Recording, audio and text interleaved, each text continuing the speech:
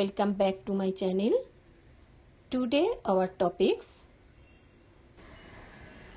techniques and basic methods used in hair cutting. There are a number of terms used for describing the different techniques used in cutting hair.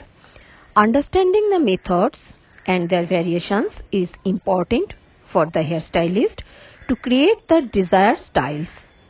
Each head of hair is different and the styles keep changing all the time, but the basics do not change. It is the knowledge of these basics which will enable him or her to adapt to the changes.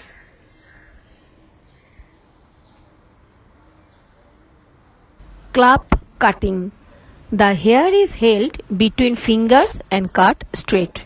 All the hair in that strand are cut at the same level, leaving the hair cut like a log. Club cutting over a comb may be used for fine graduation.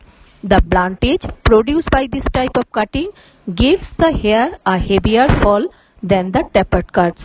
For club cutting, use of scissors is preferred over the use of razors, which gives good results for tapering. The hair at the nape may be given a club cut by holding the hair down with the index finger of left hand and cutting against the skin. Number 2. Tapering. Tapering is to cut the hair to a taper, reducing the length of some hair in a section so that it forms into a tapering point. This technique might be used to shorten the length of the section at the same time, known as graduation. Different techniques are used to produce a taper: slithering, point tapering, feathering, back combing taper, singling, thinning, graduation and layering, wet and dry hair cutting, elevation, angle of cutting, guidelines. Slithering. Tapering on dry hair with the scissors and on wet hair with the razor is called slithering.